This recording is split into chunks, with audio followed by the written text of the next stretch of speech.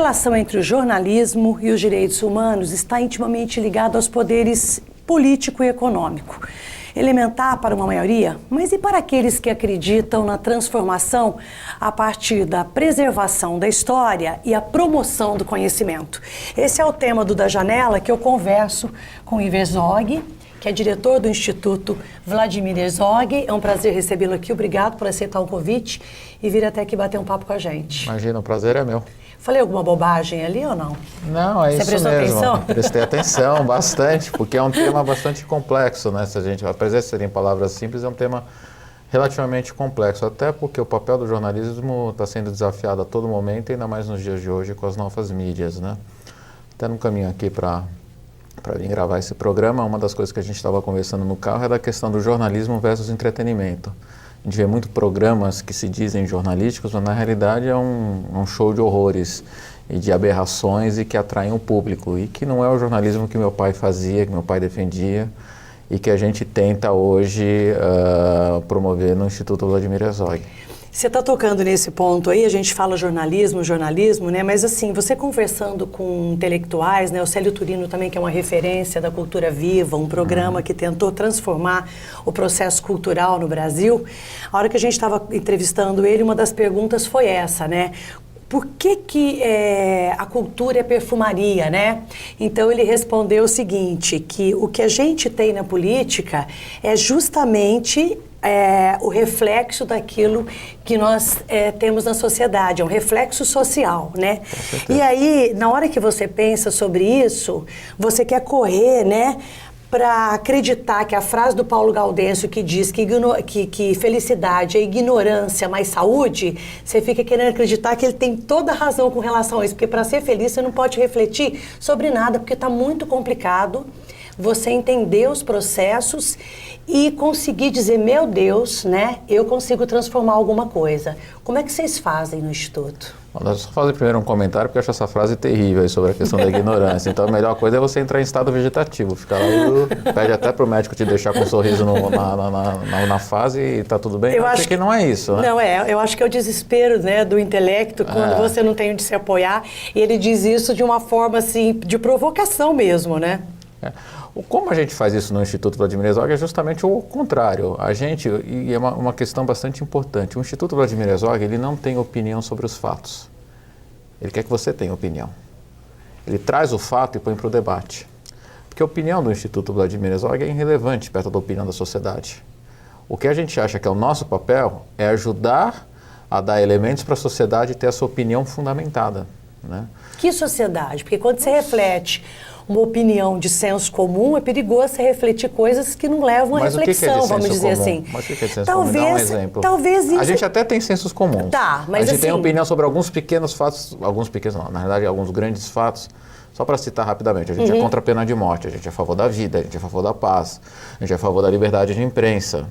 A gente é a favor dos direitos humanos. Então a gente tem alguns conceitos universais que para nós são inegociáveis. Não, eu digo senso comum, não na questão da opinião. Porque assim, você defender a pena de morte e ter argumentos para isso, e ser contra e ter argumentos para isso, são direitos. Claro. Eu estou dizendo, quando nós estamos falando, por exemplo, que a gente estava lá no começo falando, sobre a história do jornalismo ter se transformado no entretenimento, sobre a banalização dos fatos, na banalização da vida, a banalização de todas as situações em que vivemos, né? É nesse sentido, talvez eu não tenha deixado claro. Certo, bom, aí é realmente uma outra coisa muito complicada que a gente vive, onde tem vários fatores da sociedade que ajudam a gente a explicar isso um pouco, né? A gente, nos últimos 30 anos praticamente, no processo de redemocratização.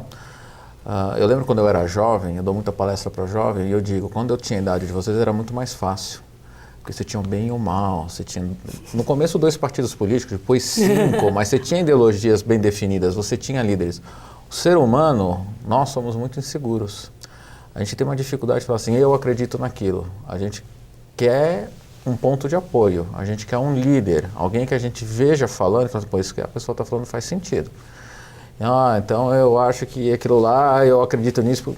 Agora, existem essas ideologias, ou isso está totalmente fragmentado pelo modelo político que foi imposto ao Brasil, pela essa regra eleitoral, por esse processo de financiamento de campanha, né? Então, como a gente estava falando, tinham 2 partidos, né, quando eu era moleque.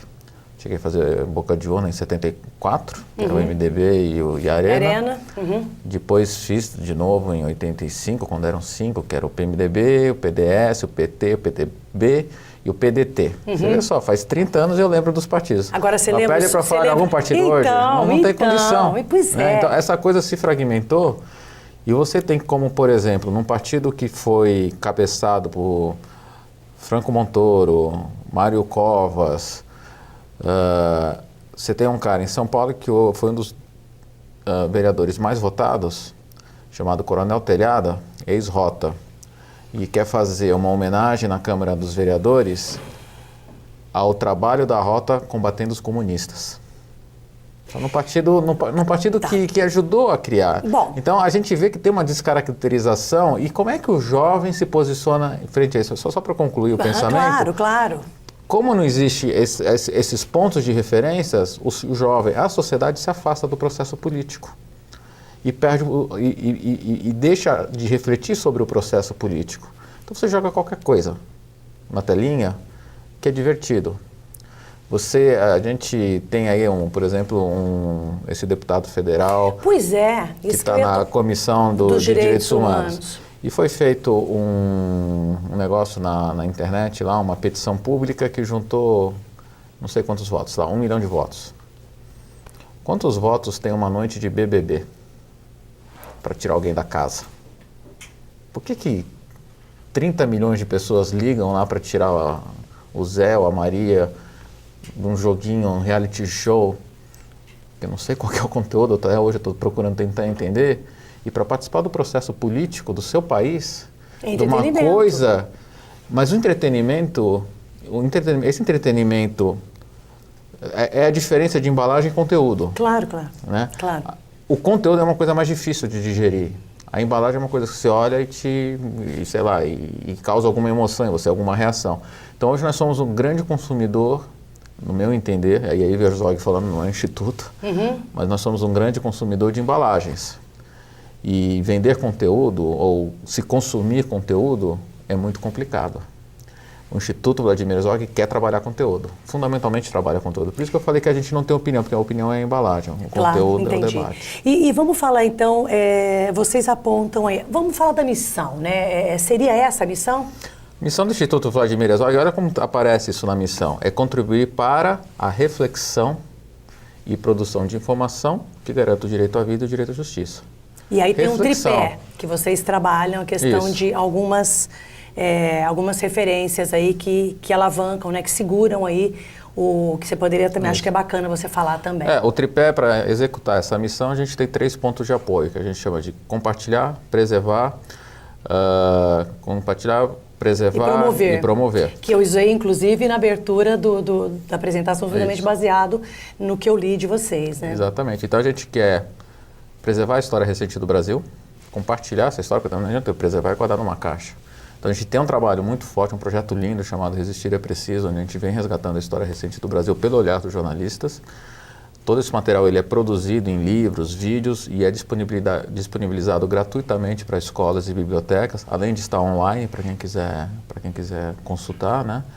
A gente contribui também no processo de formação de novos comunicadores a partir de cursos específicos em jornalismo para profissionais de imprensa. E também com prêmios, tem um prêmio Vladimir Herzog, indo para o 35º ano, que essa região daqui é campeã. Referência, né? Tem uma referência muito grande aqui, é verdade. A região aqui de Ribeirão é campeã em ganhar. Tem um prêmio para estudantes, que também é muito importante. E uma coisa nova que a gente está criando, a partir de uma demanda, por exemplo, hoje a gente vai dar uma palestra né, aqui em Ribeirão. É uma atividade educacional, fundamentalmente. Então a gente criou, já no ano passado, o Vlado Educação. E a gente está com a missão de desenvolver conteúdos em direitos humanos para o ensino básico. Os valores seus e meus começaram a ser definidos na nossa cabeça antes de sermos adolescentes.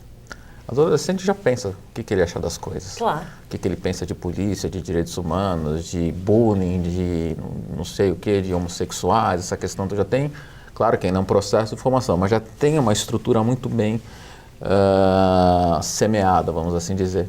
Então a gente percebeu E aprendemos pela experiência de outros países que esse debate tem que ser levado para a escola básica, para as crianças. E a gente está com um projeto maravilhoso de, a partir do convívio das crianças no seu ambiente escolar, a gente trabalhar essas questões, para ajudar a criar os valores das pessoas, do cidadão. Desses jovens, né? Jovens. Agora, você tocou num ponto aí, eu vou retomar lá no começo, quando você disse o seguinte, que os jovens, eles já têm, assim, uma determinada opinião, vamos dizer assim, né? E o que a gente se discute muito quando se fala de educar, né? E é uma grande polêmica também que se debate com relação a todas essas mudanças, né? É a problemática da educação das crianças e dos jovens, quando se diz que a gente educa com exemplos, né? A criança, você pode falar para ela um monte de coisas, né? Que ela vai observar o que você faz, né? E hoje nós temos muito essa polêmica das pessoas falarem uma coisa, né? Faça o que eu falo, mas não faça o que eu faço. É um antigo ditado, né? Que a gente sempre ouviu dos pais aí. E você tocou também no ponto de que nós precisamos ter uma referência, um ídolo, né? Mas você acabou de dizer isso, que as pessoas fazem por copiar. O ser humano, ele é um grande copiador, mas ele tem que se identificar com o que ele quer copiar. Isso, tá? Queria que você falasse um pouco sobre essa questão dessa referência, né? O exemplo, porque nós queremos essa referência, né? Queremos um ídolo. Mas essa construção do ídolo, ela não começa dentro de casa? Com certeza, ela começa dentro de casa. Eu tenho um filho, tem hoje 16 anos, o Lucas, né? Você pode ter certeza que eu reflito muito qual exemplo que eu estou dando para o meu filho. Eu acho que, né, todos nós temos uma breve passagem nesse mundo. E acho que a grande legado que a gente tem que deixar é a nossa herança para os nossos filhos, assim como eu recebi do meu pai e da minha mãe, né? Fiquei pouco tempo convivendo com meu pai, mas ainda assim vieram valores, vieram coisas muito importantes dele, com a minha mãe convivo até hoje. E você pode ter certeza que se eu estou aqui hoje é pelo que aconteceu na minha casa. Na minha casa e no segundo ambiente mais importante que a casa, que é a escola, né? Que é onde nos nossos primeiros 15 anos de vida, talvez a gente passe mais tempo. Então a questão da escola é inegociável e ela é deplorável, o que está acontecendo no Brasil, principalmente no ensino público. Eu tenho feito algumas visitas às escolas e tal, e eu estou indignado, né? E é um processo de destruição que não tem como remediar, porque lembra que a gente acabou de falar, né? Esse processo de formação de valores, de entendimento da sociedade em que se vive, acontece nessa formação básica, né? Eu não tenho dúvida nenhuma que a principal explicação da violência que existe hoje é em função da experiência escolar, que é uma experiência traumática, é uma experiência ruim. A escola, seja pública, seja privada, ela deveria ser o centro da comunidade.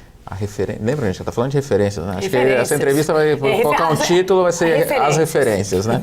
Então a escola, para mim, é a principal referência da comunidade. Algumas pensam que é a igreja e tal. Eu tenho uma visão que é a escola, por uma questão de uma formação até laica, né? A escola deveria ser um lugar que a gente tem orgulho. Eu tenho muito orgulho da escola que eu fiz. Ela está completando 50 anos esse ano, até fui chamado para escrever um texto e tal.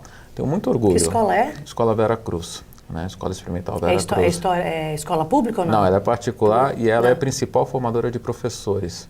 Ela é número 1 de formação de professores, que ela tem o Vera Cruz, não sei o que ela tem um curso de formação de professores, né? E eu tive reunião de pais, só um rápido intervalo aqui, do meu filho. A reunião teve 3 horas de duração e eu saí assim com o queixo caído, porque inclusive meu filho esteve aqui na região a semana passada. Passaram 4 dias aqui num estudo do meio, conhecendo a história da cultura canavieira, o processo de mecanização. Estudo do meio é esse processo de campo. De campo, de eles irem e conhecerem questões sociais e conversarem com as pessoas que viveram. Não é só ler, toda, né? Não, é viver, é conhecer, entender o processo. Para de novo a gente, né, ter as nossas referências, ter o nosso processo reflexivo e a partir daí a gente se construir como cidadão. E o que é importante é que não é que esse processo não está dizendo que vai sair todo mundo igual. Vai sair todo mundo igual. Não pode sair todo mundo igual. A essência da democracia é a diversidade. Então a gente não quer que todo mundo seja igual. Claro, então você vai ter gente que gosta disso, gente que gosta daquilo, gente que gosta de uma, sei lá, uma cultura mais liberal, de uma cultura mais... A beleza da democracia é essa, né? A essência da democracia é essa, é a diversidade e o debate sobre a diversidade, né? Então, por exemplo, uma das coisas que nos preocupa muito como instituto, e é um tema de debate, é quando governos criticam a crítica. Você não pode, porque a crítica, no dia que não existia a crítica, tem alguma coisa errada. Tem alguma coisa errada. Teve um momento que tentaram acabar com a crítica. Foi durante a ditadura. Se você criticar, você ia preso. Então, os governos que não conseguem viver com a crítica são os totalitários. Claro. E não é essa a sociedade que eu quero para mim e para o meu filho. Não é essa herança que eu quero deixar para ele, né? Eu acho que nem eles querem para eles querem só para os outros, né? Esse que é o... Ô Ivo, a gente vai chamar um intervalo rapidinho e a gente volta para continuar nessa reflexão, essas referências. Tá bom. Obrigada.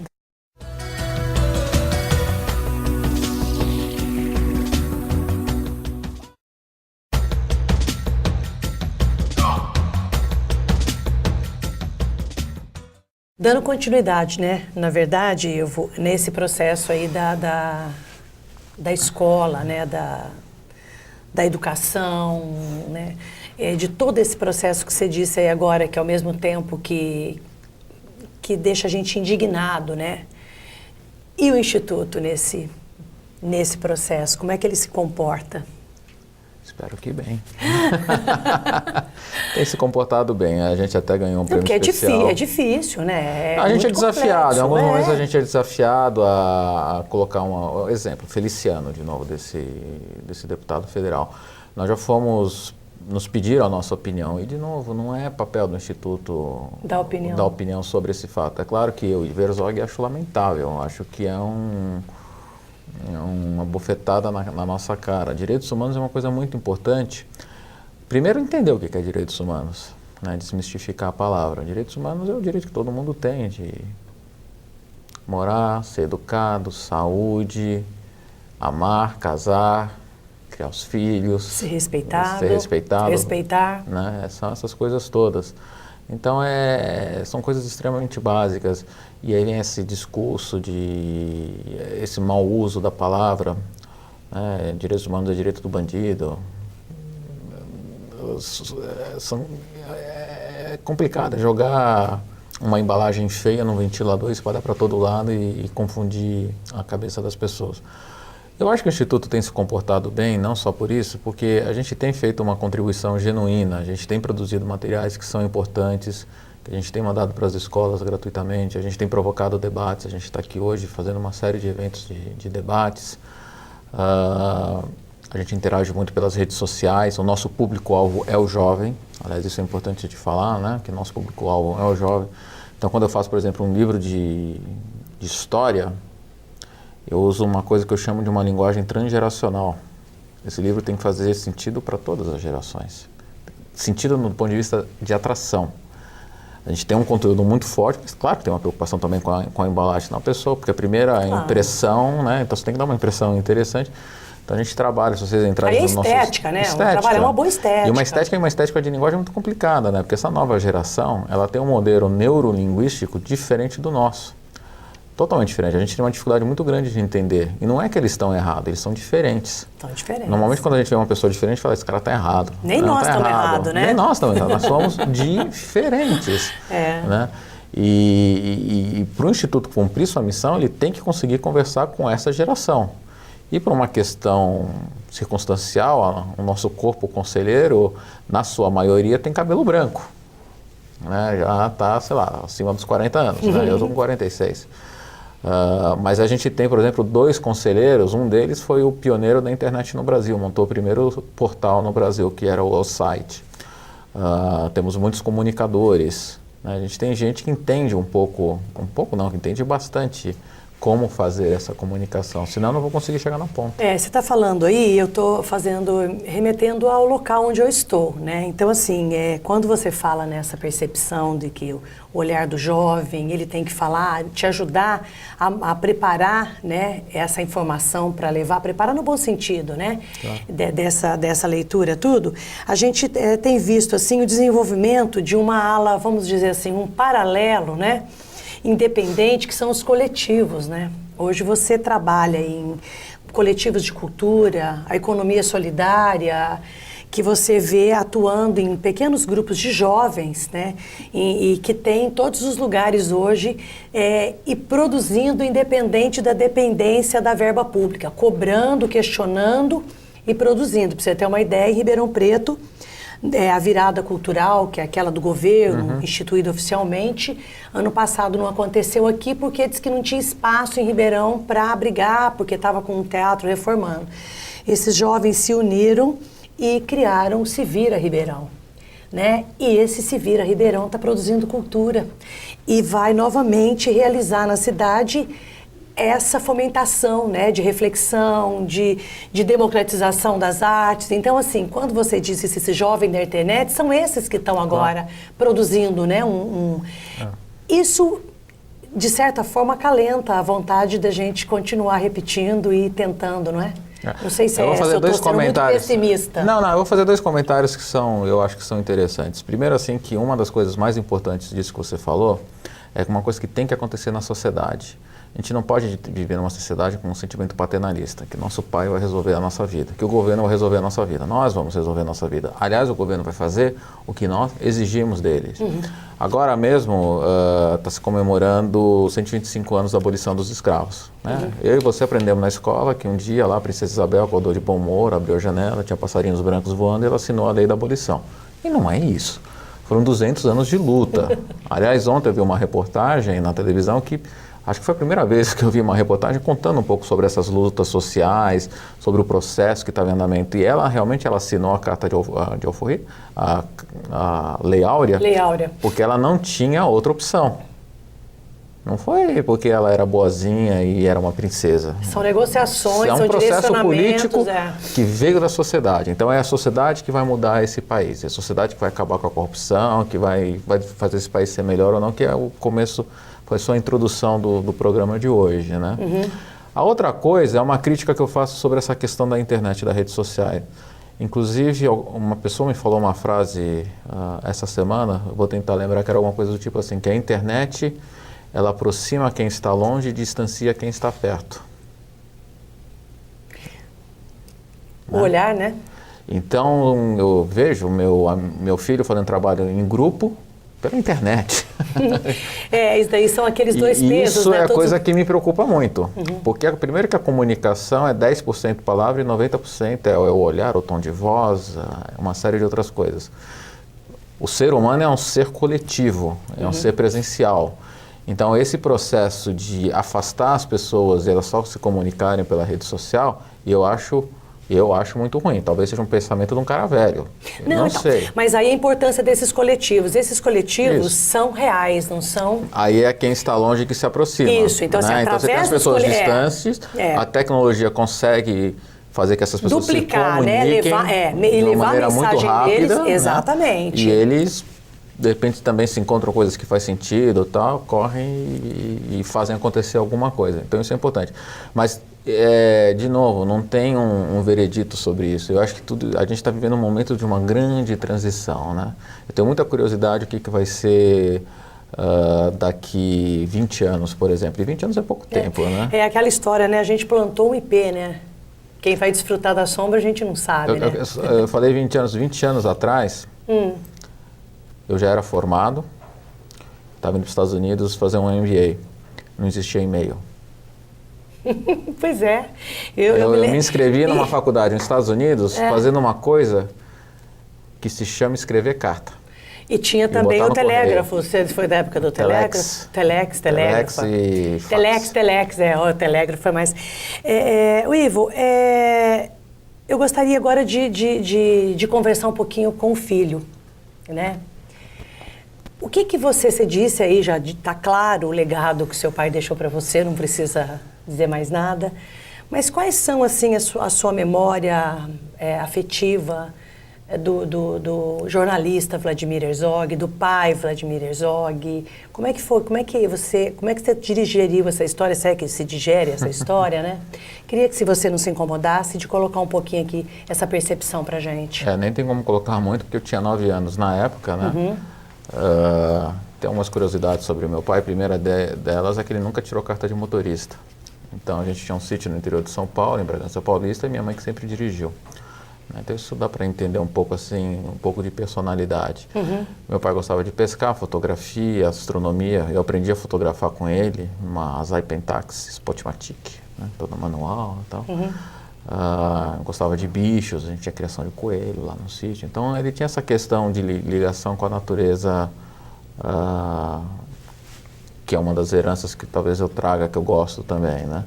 A minha mãe já era mais pragmática, era administradora da casa, trabalhava, né? Sempre foi uma profissional totalmente envolvida com o trabalho. É mais ou menos isso daí. Eu acho que a grande herança que ficou dele é essa questão de, se eu vejo alguma coisa errada, a gente não pode ficar quieto, né? O processo de digestão disso daí levou 40 anos não, mas ainda não tem 40 anos, mas levou mais de 30 anos, dos quais uma parcela com muita análise, né? Porque aconteceu uma coisa comigo que eu sempre achava muito engraçado, hoje não é mais, é uma questão superada. Mas eu estava às vezes num lugar público, passava um cheque, a pessoa via meu nome e via lá, Herzog, não tem um jornalista e tal. E aí vinham dois sentimentos antagônicos, um sentimento de, sei lá, de orgulho e de felicidade. Mas você fala assim, você está feliz porque seu pai está morto? Então vinha uma questão de culpa ao mesmo tempo, né? Então vinha uma alegria pela lembrança, um orgulho e um sentimento de culpa por ficar feliz porque você está orgulhoso, né? Como se você estivesse roubando, né? Se apropriando de uma coisa ruim, né? Hoje não, eu acho que hoje essa é uma questão bem resolvida. Eu tenho orgulho do que aconteceu com ele, claro, preferia que não tivesse acontecido. Preferia muito que não tivesse acontecido. Eu tenho um filho, como eu falei, que tem 16 anos. Eu mais do que nunca, eu sei o que é a presença de um pai no processo nosso de desenvolvimento. E eu não tive isso daí, né? Então, com certeza, eu seria diferente. Em vez de estar cuidando do Instituto Vladimir Herzog, eu poderia estar cuidando, com certeza, estaria fazendo outra coisa, porque o Instituto não existiria. Não sei se seria melhor ou pior, seria diferente, mas o importante é que seriam diferentes sem o peso dessa história, porque essa história pesa. Essa história pesa, tanto pesa que quando eu fiz vestibular para jornalismo também, né? Eu sou formado em engenharia naval, você vê como as coisas, sou uma pessoa bem resolvida, né? Mas eu fiz para jornalismo e nunca cursei, eu imediatamente tranquei a matrícula porque existia um interesse sobre o tema, interesse em querer ajudar, sempre gostei de escrever. Mas eu sabia que eu não podia fazer jornalismo, porque vinha um nome muito forte na traseira. Eu nunca seria um jornalista com processo normal de formação. Eu seria o filho do Vladimir Herzog. E eu não tinha estrutura para lidar com isso naquela época, né? Então esses são os aspectos negativos. Os aspectos positivos, que não deveriam ser um aspecto que você precisa ter um pai assassinado e se tornar uma referência, é que houve um engajamento político pelo sentido bom da palavra política, né? Porque claro, política é uma coisa boa. Né? Política é uma coisa boa. Claro política. que é, claro que é. Desde muito cedo, como eu te falei, eu estava lá, eu lembro de 78, de 82, de 85, eu estive lá no Anhangabaú pelas diretas, converso e discuto política sem medo de levar o tom de voz, porque aquele ditado, né? Como é que é? Futebol, religião e política não se discute? Não se discute, é um absurdo. É aquela questão da pessoa voltar para o estado vegetativo, né? Então, se discute. Se discute, tem que se discutir. Se debate, né? Debate de debate, ideias. que a gente não teve uma mudança agora lá no Vaticano importantíssima. Debate, política, os pontos opostos, tá mudando, tem coisas que estão mudando. O Ivo, nossa, obrigada, viu? Assim, foi muito bacana a gente te receber aqui, tá? Assim, a gente não precisa explicar, né, a referência que seu pai representa para a área do jornalismo, acho que é até banal falar isso para você. Você vai ver o resultado hoje, né, na palestra e tá bom. As pessoas que vão te procurar para conhecer, tá muito bom? Obrigado. Muito obrigada, obrigado viu? A você pela oportunidade. Mesmo, tá?